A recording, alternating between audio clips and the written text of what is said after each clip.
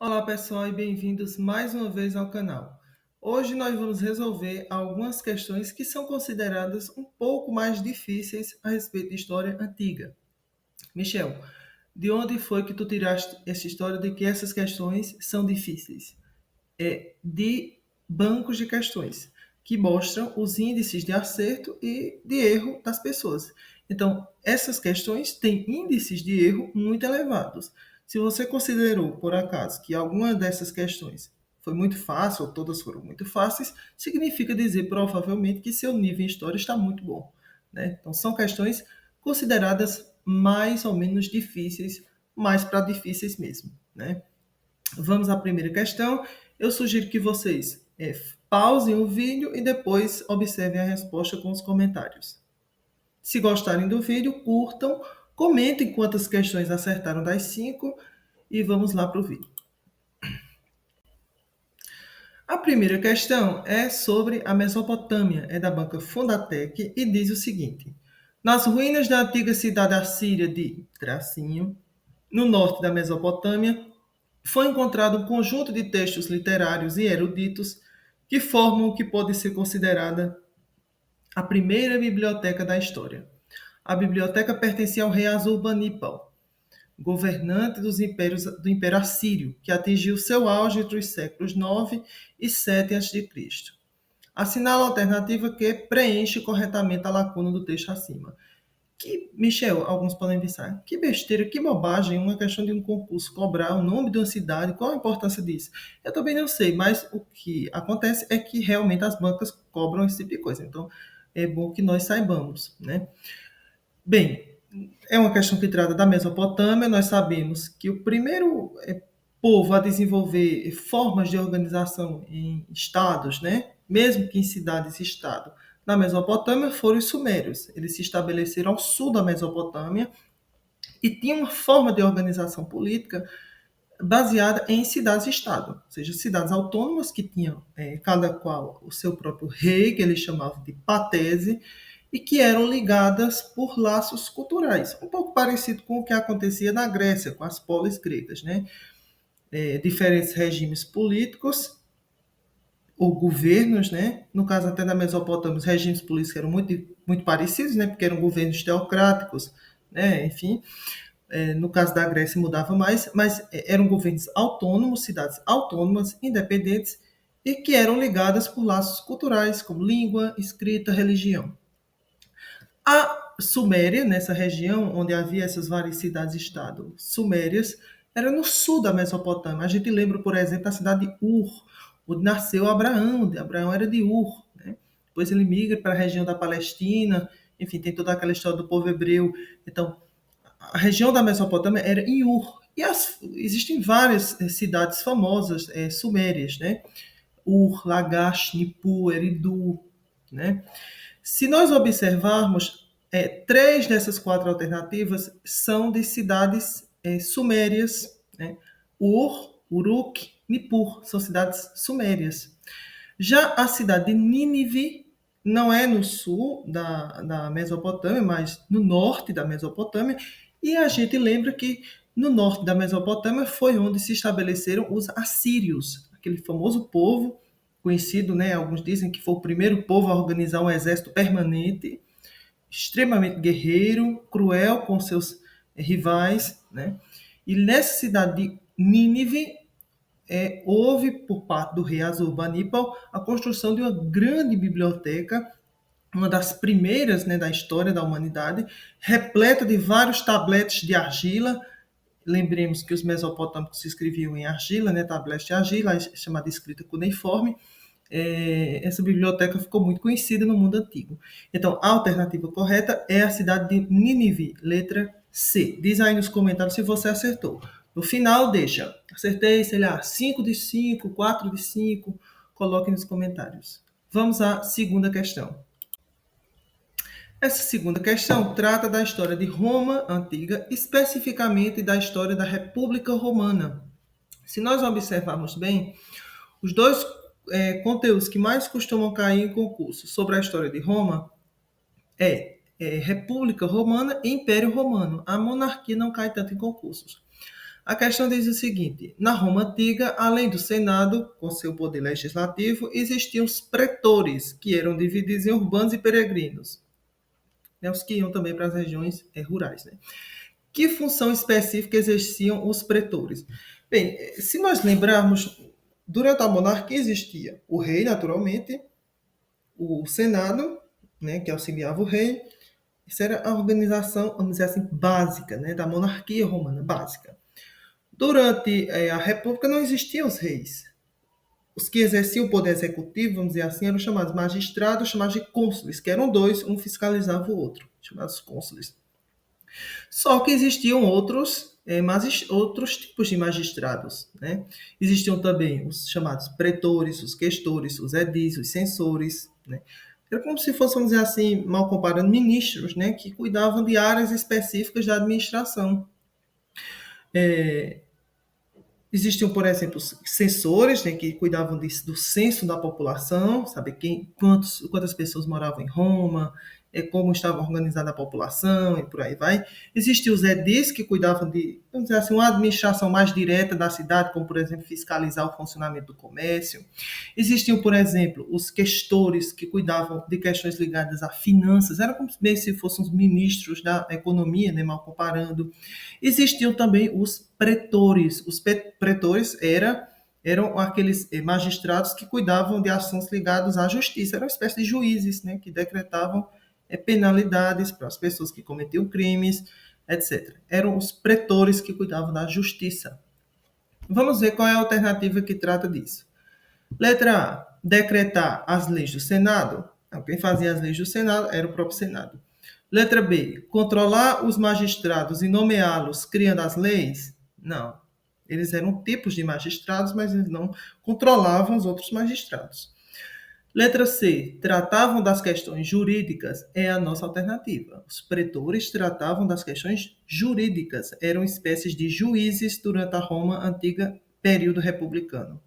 Letra D, zelavam pelas finanças de Roma. Quem zelava pelas finanças de Roma eram os magistrados chamados de questores. Né? Então, a alternativa correta, letra C de cachorro. Diz aí se acertou, vamos para a próxima. A questão 3 diz o seguinte, Instituto IGEDUC.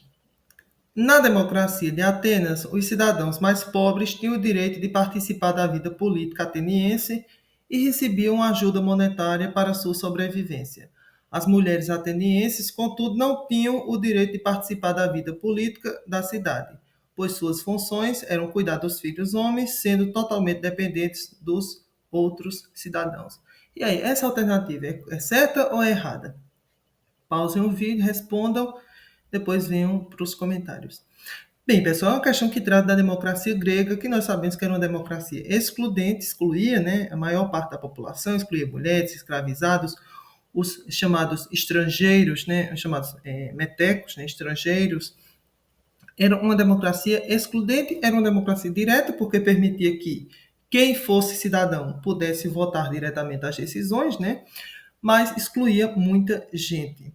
Mas veja, a democracia grega ela não surgiu do nada, ela foi um processo que foi passando, né, de legislador a legislador, de líder político a líder político, foi passando por transformações e no século V, durante a gestão do legislador, né, muito conhecido por ter feito isso, Péricles, houve a introdução de uma ajuda financeira que nós chamamos de mistoforia aos cidadãos que não tinham condições de sobreviver participando da política